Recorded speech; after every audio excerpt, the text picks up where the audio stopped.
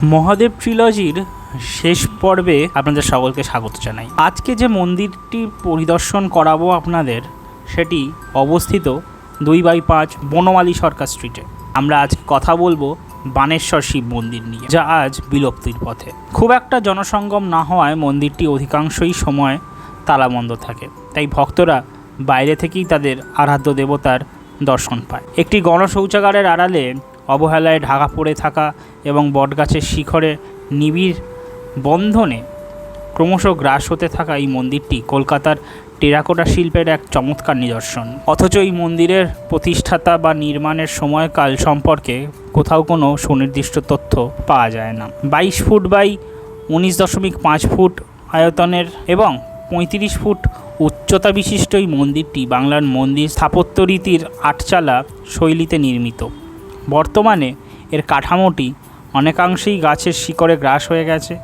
মূল চারচালা কাঠামোর ওপর অবস্থিত ছোট আকারের এই যে অংশটি রয়েছে তা গাছটিতে সম্পূর্ণভাবে ঢাকা পড়ে যায়। ঢাকা পড়ে গিয়ে বিলীন হয়ে গেছে এবং তা খুঁজে পাওয়া বা তার ছবি তোলা বেশ দুষ্কর।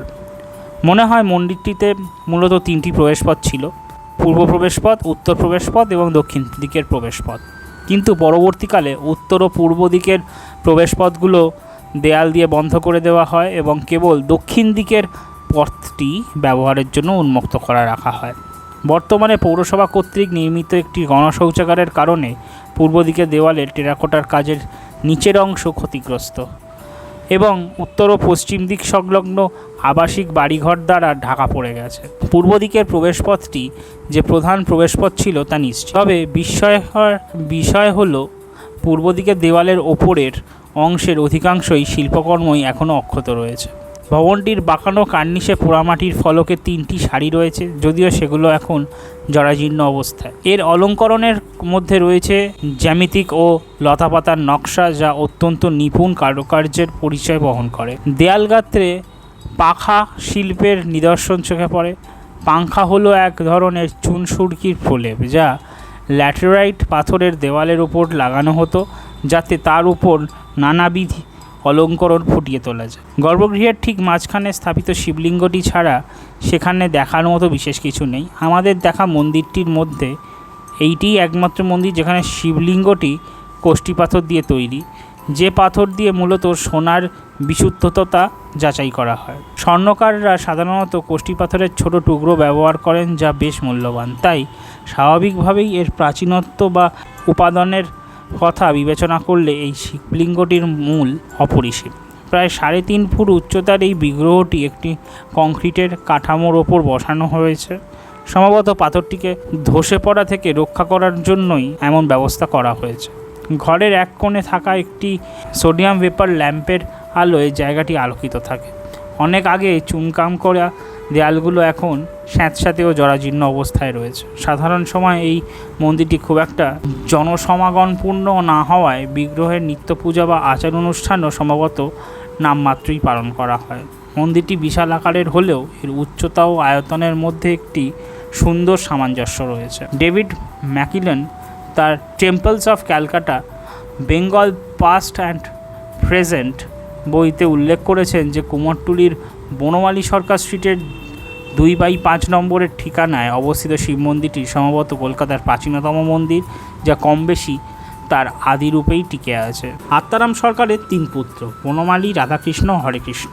প্রমথমুক্ত দুজনের কোনো পুত্র সন্তান না থাকায় তাদের সম্পত্তি হরেকৃষ্ণের পুত্র কৃষ্ণমোহনের হস্তগত হয়। কৃষ্ণমোহনও কোনো পুত্র সন্তান ছাড়াই মারা যান এবং সম্পত্তি তার কন্যা আনন্দময়ী দাসীর অধিকারে আসে। তিনিও নিঃসন্তান অবস্থায় মৃত্যুবরণ করেন। এদের সম্পত্তির উত্তরাধিকার হন তার ভাইপো জনার্দন নিয়োগী, যিনি শেষ পর্যন্ত সম্পত্তিটি তার পুত্র ও জামাতাদের হাতে তুলে দেন। বানেশ্বর মন্দিরের বর্তমান মালিক বিশ্বাস পরিবার মন্দিরটির ঠিক পেছনের একটি বাড়িতে বসবাস করেন। মন্দিরটি সম্পর্কে আমরা বিশ্বাস পরিবারের এক প্রবীণ সদস্যের সঙ্গে কথা বলেছিলাম। পারিবারিক গোপনীয়তার খাতিরে বিস্তারিত কিছু জানাতে অনিচ্ছুক হলে ষাটধর্মে ওই ভদ্রলোক আমাদের জানালেন যে বনমালী সরকারের সম্পত্তির একমাত্র উত্তরাধিকারী এবং এই মন্দিরটি খোদ বনমালী সরকার প্রতিষ্ঠা করেন। যদিও প্রতিষ্ঠার সঠিক বছরটি সম্পর্কে তিনি নিশ্চিত নন। পাশাপাশি অবস্থিত রাধাকৃষ্ণ মন্দিরের পুরোহিতই বানেশ্বর মন্দিরের শিব পুজো করেন। উল্লেখ্য, ওই রাধাকৃষ্ণ মন্দিরটি প্রতিষ্ঠা করেছিলেন বনমালী সরকারের জামাতা। স্থানীয়রা আমাদের জানালেন যে স্থানীয় কাউন্সিলর ইতিমধ্যেই ঘোষণা করেছেন যে শীঘ্রই সংস্কারের কাজ শুরু হবে, এবং মিস্ত্রিরাও কাজে পরিমাপ ও খরচের হিসাব নিতে এসে গিয়েছিলেন। ভারতের বিভিন্ন অঞ্চল ও মন্দিরের শিব এবং তার সহধর্মিণী পার্বতীর নামে পরিচিত। হিন্দু পুরাণ অনুযায়ী বানেশ্বর নামের উৎপত্তি সংক্রান্ত একটি কিংবদন্তি রয়েছে।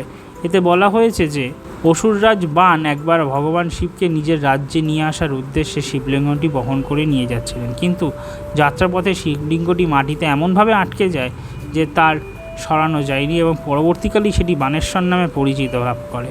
তবে সংসদ বাংলা অভিধানে এ বিষয়ে ভিন্ন একটি মত পাওয়া যায়। সেই মতে নর্মদা নদী থেকে প্রাপ্ত শিবলিঙ্গকেই বানেশ্বর বলা হয়। অবশ্য বানেশ্বর মন্দিরের শিবলিঙ্গটি আদৌ নর্মদা নদী থেকে আনা কিনা সে বিষয়ে নিশ্চিত হওয়ার কোনো উপায় নেই। ভারতে বানেশ্বর নামের একাধিক শিবলিঙ্গ রয়েছে। এর মধ্যে কোচবিহার জেলার অবস্থিত শিবলিঙ্গটি বেশ বিখ্যাত।